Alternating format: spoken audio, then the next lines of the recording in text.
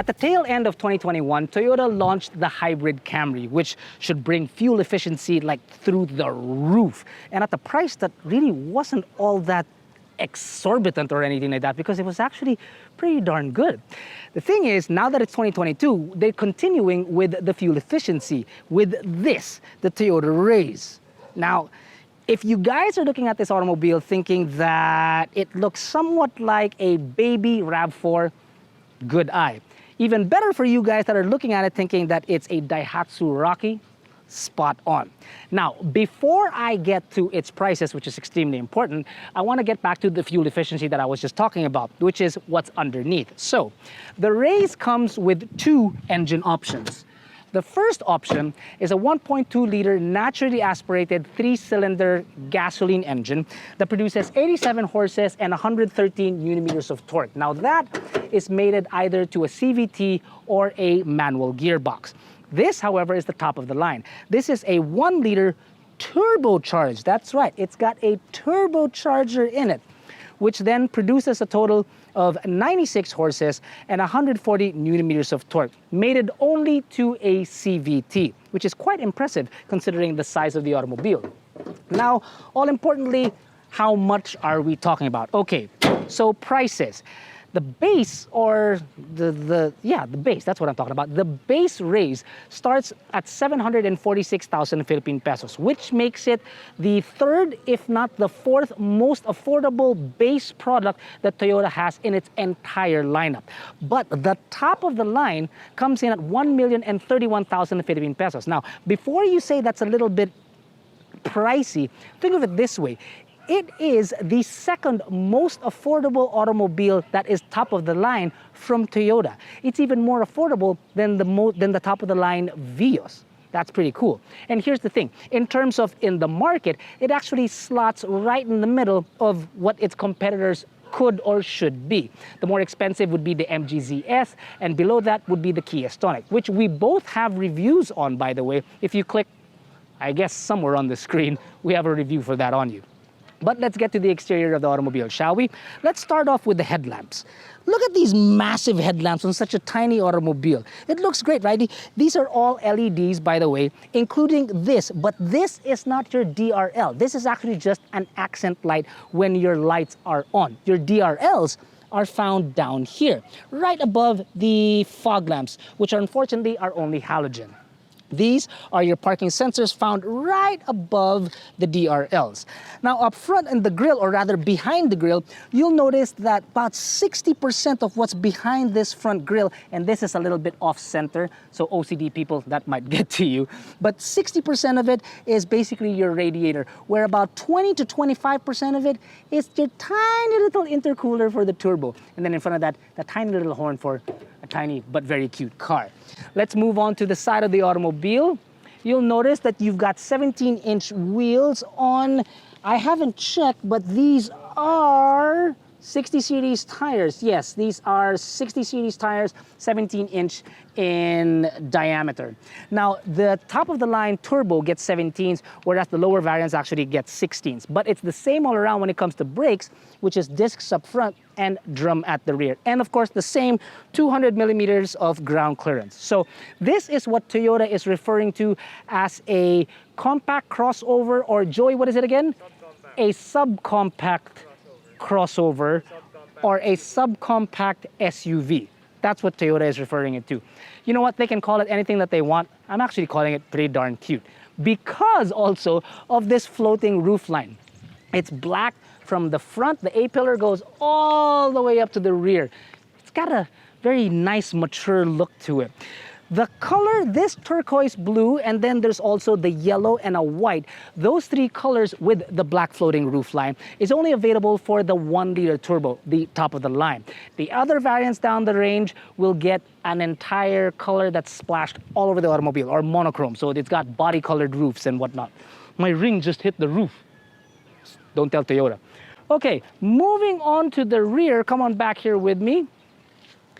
it's got a it continues with the RAV4 theme that you saw up front, which is that it's tall, it's broad, it's wide. The lights are similar to, it's actually closer to a T-Cross actually, because of the lights, the LED lights that stretch across here. Although the T-Cross ends right about here, this one stretches all the way around.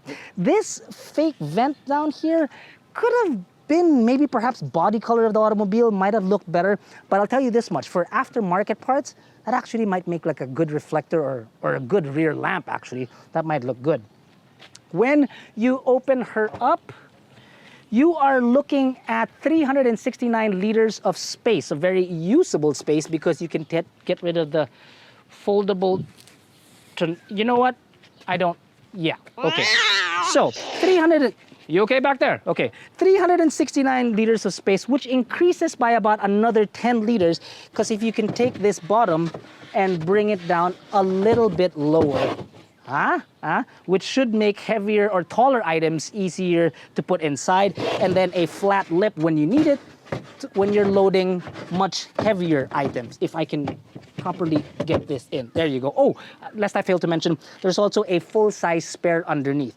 None of those mini donuts kind of a things. No, if you're gonna get a Krispy Kreme, get a proper Krispy Kreme. No mini donuts. Okay, so that's that. There's not much else to talk about back here except maybe for a small compartment that doesn't really do anything in a light. So that will do it for the rear. If space is a major concern and the Raize ain't gonna cut it, well, maybe perhaps look into the MGZS. Or if you want even more space, there's always the Ertiga, and that's roughly the same price. The interior is actually something that, well, Joey and I have been sitting inside and we actually quite enjoy it, and let me show you why.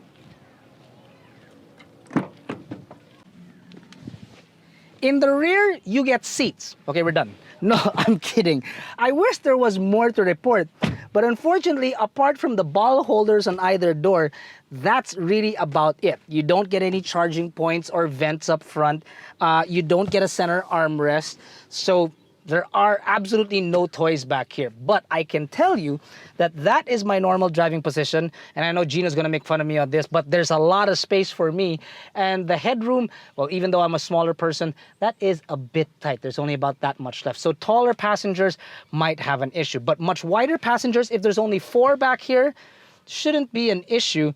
Even a 5th, I don't think would be an issue either if the passenger is actually pretty small, because the tunnel is quite low. The fabric for the rear end, for the front, is you've got fabric in the center and then fall leather on the sides, which is great because this keeps you cool and in place, but then the leather adds that je ne sais quoi, I don't know what, but it adds a little bit something to it, right? Durable plastics can be found on the side, but the material in the way that it's created doesn't look cheap, which is nice. And I must add that we did this several times, that when you're closing the door, it doesn't sound like a can of sardines. There is some form of wholeness to it, which gives you a sense of, well, safety really is what it is. Now, as unfortunately not as great as the rear can be, there's got to be something said about the front seats, and that is exactly what I want to show you right now. These front seats, it's very difficult to describe, but I'll start in this manner, that these front seats are the most comfortable seats that I've ever been on in a car of this price, and dare I say, even from the entire Toyota lineup. It is just absolutely comfortable. The bolstering is perfect. Maybe it's just my height, but the bolstering is just darn perfect. And what we'll notice now later on when we go for a small little drive is how the seats support you and keep you away from anything that's happening on the road. It's actually quite magical. Now, to get on with the interior of the automobile, it doesn't look dated at all. It doesn't look cheap at all, and it looks sturdy. Even though there are a lot of plastics that can be found all over the automobile, I'll tell you one thing though, there are 0 piano black plastics in here that can get scratched. None. Absolutely none. And I love that about this car. You've got auto climate here. You've got a 12-volt power socket there. You've got a 2.1 ampere there. The shifter is elevated, you know, it raised its game. Woho! Ang baduy mo, Carlos. Sarap ka sapakin paminsan, hayop ka. There is also one thing that I would like to show is that they finally updated or upgraded their infotainment system. No longer is it the boxy CRT type TV kind of a thing. Now it finally looks like it's a panel that belongs in the 21st century. And it's got Android Auto and Apple CarPlay too, which is amazing. The speakers, however, yeah, that could use a little bit of help. The sound isn't so great, but at least this thing has been upgraded. Also, in the instrument cluster, you'll find that it's an all-digital affair. You've got a digital tachometer and a digital speedometer. The speedometer is actually analog, or the tachometer is... No, sorry, the speedometer is digital, the tachometer is analog. It's still got a rev gauge to it, but it's an all-digital affair. Then you can control that through your buttons on your steering wheel as well as your infotainment system. So overall, when you close the door, which again sounds very whole, you feel very safe in this automobile with the fact that Toyota's got their Toyota Sense in here. You've got airbags up the wazoo, up and down the line, mind you, not just the top of the line. But it feels very good. And the one thing that I didn't expect, check this out, it's got paddles. There are paddle shifters in this 1-liter turbo. That should make for a fun drive. There is one drawback, however, that I've found. And I had to confer with Joey just to make sure that I wasn't losing my mind, which is the rear view mirror and the side mirrors. When I'm looking through it, there's sort of like a concave or convex tilt or roundness to it, where what it does is that it's not that it's blurry, but it centers what you need to see right about in the center of the mirror, in the same way that the side mirrors as well. It gives focus to whatever's in the center. So it may get a little confusing at times, and you may get a little dizzy. What I'm trying to say is that it might take some getting used to. So if you spend your entire time, which you shouldn't, looking at the mirrors, my goodness, what is that drilling sound? But anyway, we will continue. We will power through, like the power drill that we're hearing. If you spend most of your time looking into the mirror, then you might get a little bit dizzy, but then you're supposed to be facing the road anyway. Now, we are going to set off for a very quick drive inside the Raize, and I hope to answer at least 2 out of the 3 questions that consumers will most likely have, which is number 1, is the car truly fuel efficient? Now, if it's going to be a quick drive, I don't know if I can answer that question, but I can answer the other 2 questions that are probably burning in your minds, which is number 1, exactly how comfortable is it inside the cabin when you're going over at normal speeds, the normal roads inside the metro, right? How comfortable is it going to be? And number 2 of the 3, just exactly how quiet is it going to be inside the cabin when you're going through these roads? Now, those 2 questions I can probably answer for you if you tell Jack to get inside the car. Bruh, let's go.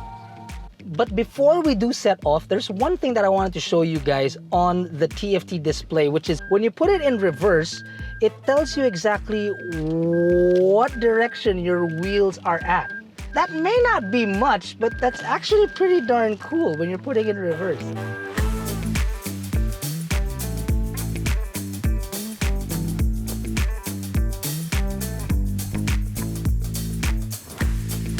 In the small amount of time that we have to test this vehicle, just basically go up and down a couple of streets, I can tell you that the chairs, to go back to them, are just super comfortable. It feels like these chairs belong in a much more expensive Toyota product, in the sense that it feels like you've seen a chicken, right, in some commercials where the head doesn't move no matter what you do to the body. That's what it feels like inside this car. The body itself and the ride, you know, it feels very robust, very stiff, very stern. But because of how comfortable you are in these seats, it's just amazing. These seats have like 0 fatigue. I don't know how they're doing it, honestly. I don't. Now, 2 out of the 3 big questions that we can answer on this very short drive is exactly how quiet the cabin is and how comfortable it rides inside the automobile. Well, I can tell you this much, that we are traveling now at 50 kilometers per hour on Katipunan. And if for those of you that don't know, Katipunan isn't the smoothest of roads out there. It's basically actually comparable to EDSA, especially if you're cruising at 45, 50 kilometers per hour. So I will say that, yes, it is a bit noisy inside the cabin. Comfort is, it's a bit bouncy, not extremely bouncy, just a bit bouncy, but I will tell you this much. It is leaps and bounds better than the cars of Toyota that it's similarly priced with, which is the Avanza and even the Vios itself. It rides much better, and I don't know if it's because of the suspension or if it's really, again, these seats. I don't want to sound like a broken record to keep talking about these seats, but really, they make a huge difference, a huge impact. There are two additional quirks that I'd like to mention, which I really shouldn't mention when I'm driving. But anyway, the first is that the cup holders inside this automobile are right beside the air vents, actually, which is nice. It'll keep your drinks cold. And then the second, it wasn't me that figured this out. It was actually Joey that figured this out, that the sound that comes out of the indicators is more digital than it actually is analog. I'll click the indicator on now, or actually I'll put the hazards on. Listen. Can you hear that?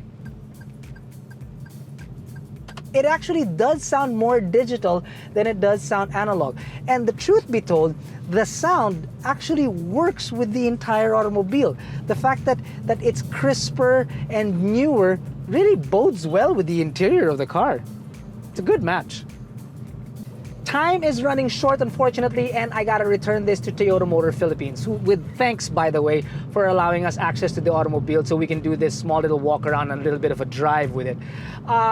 Getting a car again for a proper review on Behind the Wheel won't be an issue, or rather it shouldn't be an issue, because the car is actually launching today and is going to be available in dealerships nationwide and of course on AutoDeal.com.ph. So getting our hands on it hopefully will become a reality sometime very, very soon. We've answered 2 of the 3 questions that we set out to be somewhat about how comfortable it is, how quiet it is, but we couldn't really answer just exactly how fuel efficient it is, which hopefully we will be able to answer in the near future. And I know that you guys might have a lot of questions that you want answered for this particular Toyota Raize. So if you do post them in the comments below, and we'll try to answer most, if not all of them, when we do a proper review. Thanks again for watching. Stay safe. We'll see you soon.